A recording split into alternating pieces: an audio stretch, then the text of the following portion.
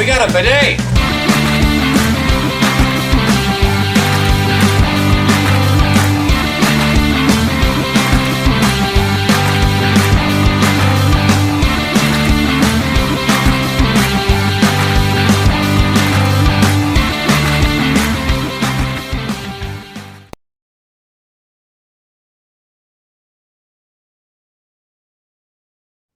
Hey everybody, and welcome back to another video. In today's video, we are talking about the latest episode of The Bad Batch.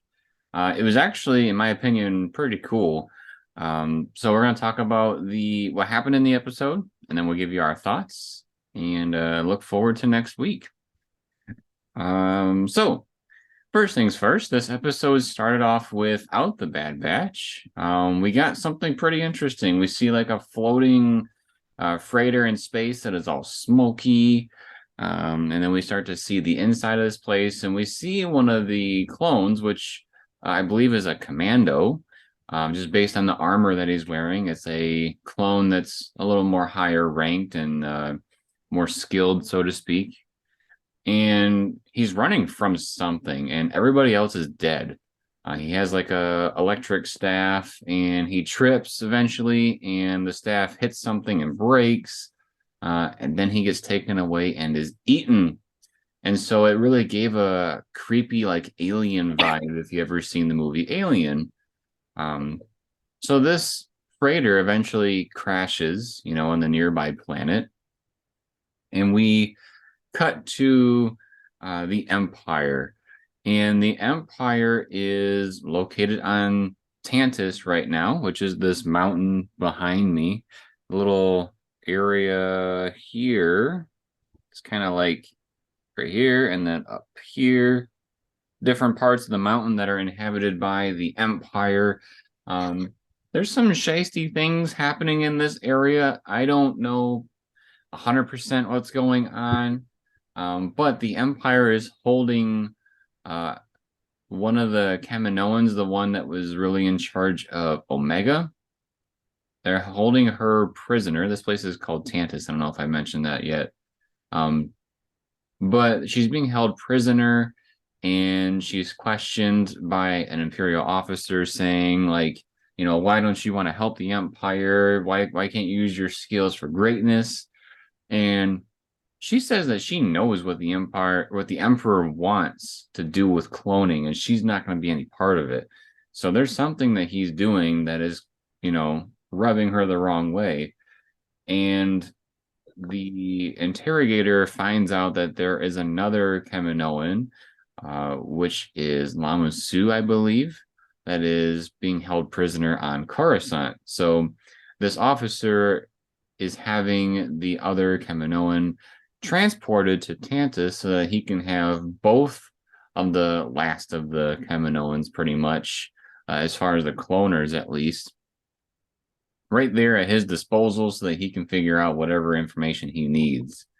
And then he is briefly told by another person that there is a freighter that is gone missing from their group, and he knows what's on that freighter, and he knows it's very important. So he sends a group to go and locate the missing freighter so they can bring it back to Tantus.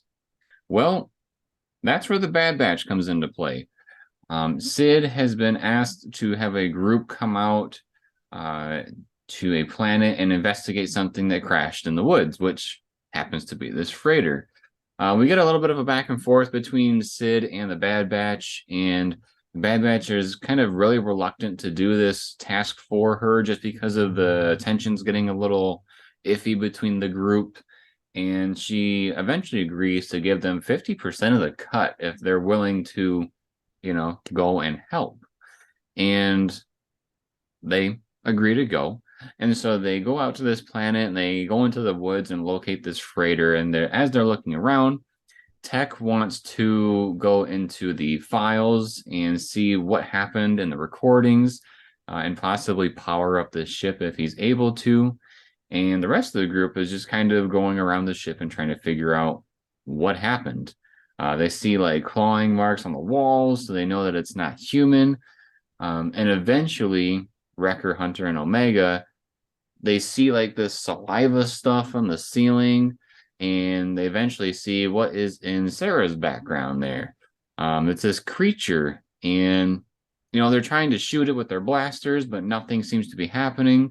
But what they do notice is that this creature is munching on electricity, like things that are visually showing electricity, kind of like what you're seeing in Sarah's picture there. And so the Bad Batch is trying to not only survive the encounter, but also figure out what it is and why it's there.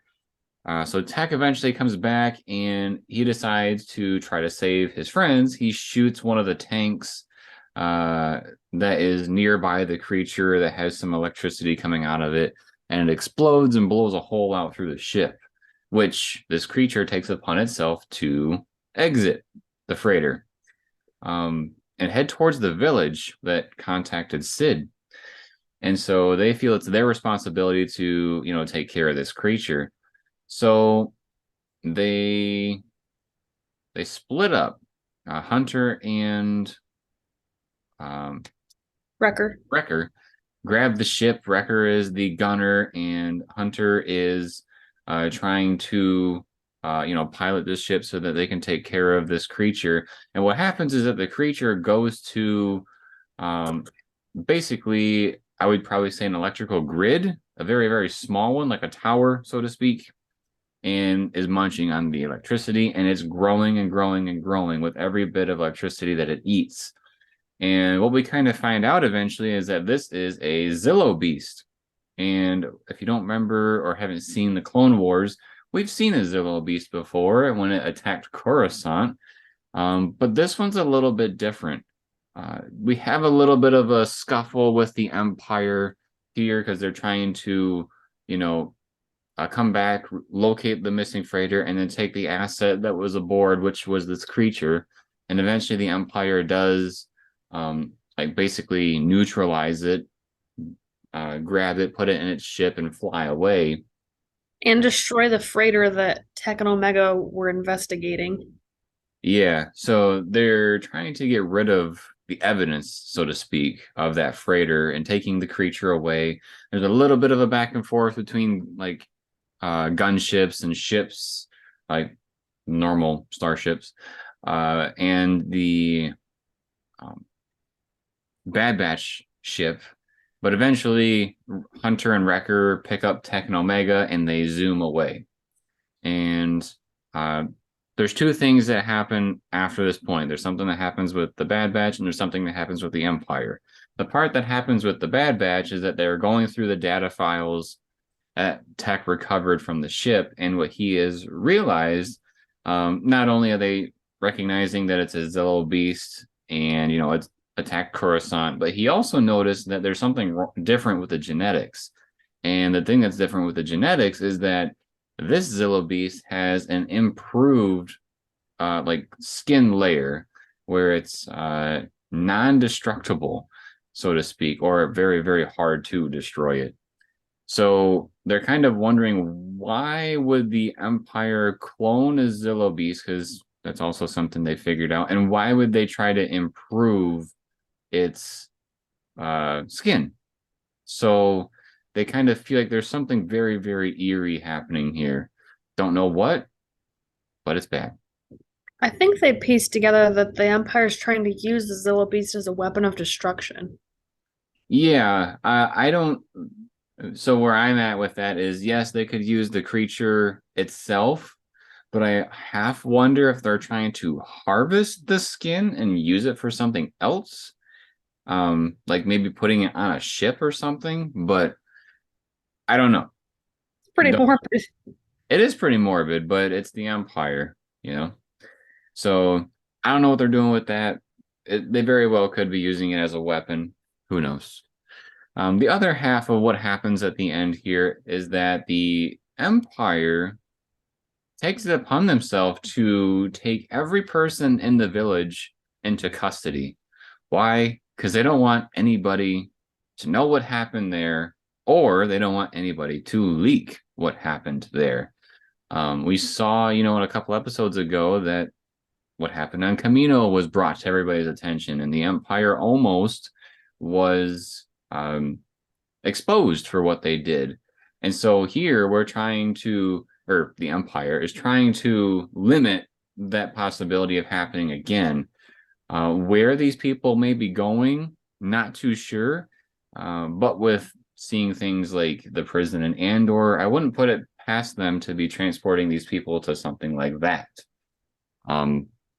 So the Empire takes all the people from the village into custody, and we have one final scene on Tantus where the officer that wanted Mama Su to come to Tantus, he greets Mama Su, and Mama Su tells the officer that basically, if you want, my companion, friend, whoever, I'm sorry, I forget the name. She's the scientist. The scientist from Kamino. If you want her to talk, then you have to get to what she cares about most, which is a little girl. We all know that that's Omega. And so this officer basically tells him, well, we have a lot to discuss. And so my guess is that he's going to spill the beans to the Empire about Omega. And then that's how we're going to really have a clash between Clone Force 99 and the Empire, which is going to also bring to light the fact that we know that Admiral Rampart, he got caught with the thing that happened on Kamino, but he also has been lying about the fact that Clone Force 99 is alive. He has been saying that they're dead, and if they go after Omega, something else might happen to him about this too. So who knows what we'll see, but we kind of get this cliffhanger of that the Empire is going to get involved with the Clone Force 99. And we've also been wondering about, well, if they put out a big price tag for these people, Sid might sell them out. So there's a couple of different possibilities that might happen in the future. So there's a couple other little tiny cliffhanger type things that were towards the end of the episode that I'm going to add in here. One being, you mentioned that they want to get Omega without knowing that it's Omega, right? So that's one part of it. But when they were talking about who was there that could have seen the Zillo Beast, and they were talking about how they captured basically the whole town, but there was one starfighter that got away. So they said, you're going to have to go hunt down where the ship went and go get them or take them in. So that's another group that's trying to hunt down this starship and actually knows what the ship looks like and where it was most recently. They don't necessarily know that Omega's on that ship, but there's another, it's the same group, but yet it's not, that's going to be trying to hunt down their ship. I did not catch that. Yeah. The other part that I'm going to mention is Hunter told Tech to take those files about the Zillo Beast clone and to send them to Echo and who is Echo with again?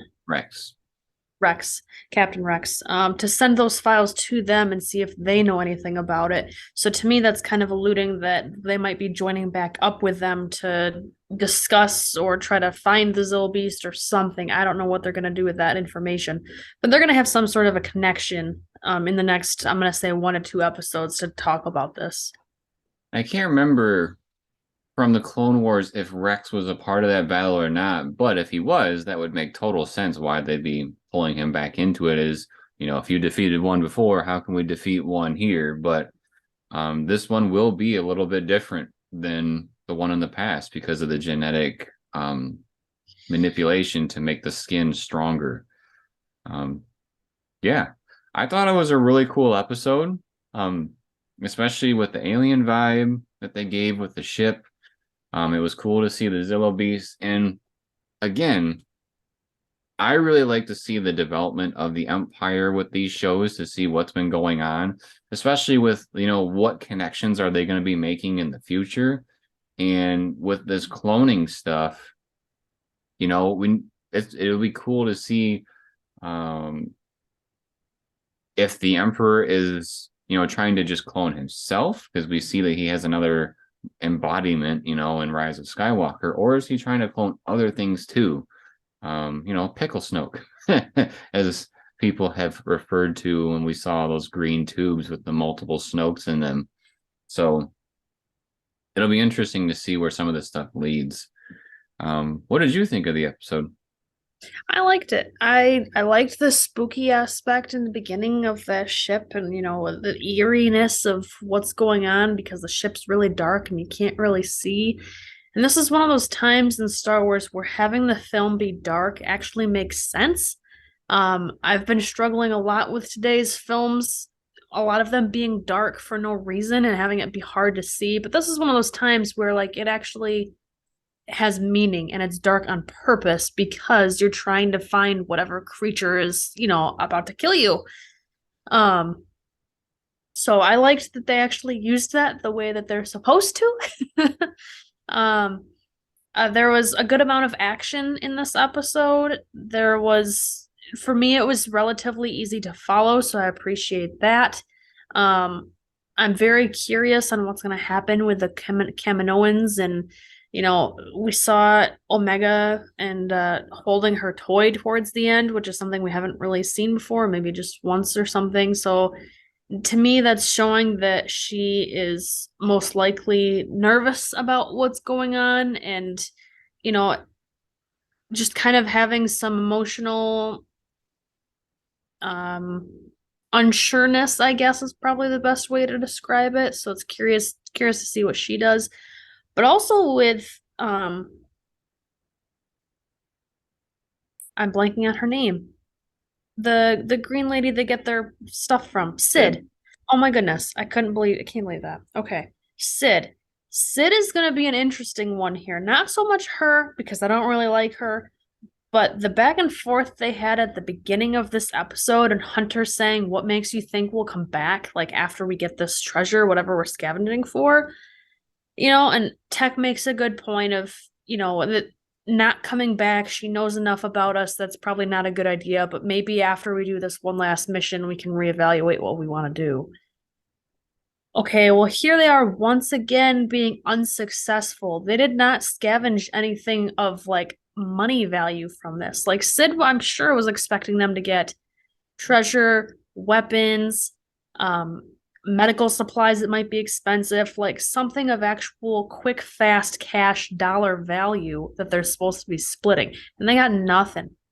They got a lot of valuable information, but I don't think Sid's going to care about that. And this is not going to sit well with Sid. So knowing that the Bad Batch is upset with her and she's about to be upset with them again because she always thinks they're disappointing her, this is going to be an interesting clash, and I don't see it ending very well. I'm excited for it. Let me see. I'm going to try looking up. I always forget what episode we are on, because we're getting close to the end. Very Of close. the season. This was episode 11. So we got 5 more to go. So I wonder, my hope is that with 5 more to go, that there's no more filler type episodes and we just get like 5 really solid episodes to like exit the season. But something tells me maybe 1 or 2 could be filler. The last 2 will probably be a 2-parter just because they will be released at the same time. Yeah, I'm very curious to see if we get to see more about what happened here. Are we going to see what they're trying to do with the Zillo Beast? Or is that going to be something, that they kind of put or push under the rug and then we maybe hear about it in like season 3 or something? So yeah, I'm very curious. I will say, as opposed to the last couple of weeks, I would say this episode has me wanting more in the future than the past couple have lately. Anything else you want to talk about for the episode? No, I think that about wraps it up. We've got a lot of paths that are about to cross, and so I'm curious to see where it goes. And hopefully it pays off well. Yeah, so if you enjoy this type of video, make sure to subscribe to the channel and turn on notifications. We will be covering the rest of this show. We've been covering Mando, and another one of the big things we've been doing lately is a weekly podcast called Shoot the Sheev, where we talk about really everything and anything about Star Wars. If you enjoy those types of videos, drop us some comments of different topics you would like to see us cover, see us talk about, all that good stuff. We have a lot of fun with that podcast, and we hope that you are as well. Drop us a like if you like the video, and drop us a comment letting us know your thoughts of this episode. And then, as always, everybody, thank you for watching. We'll see you next time.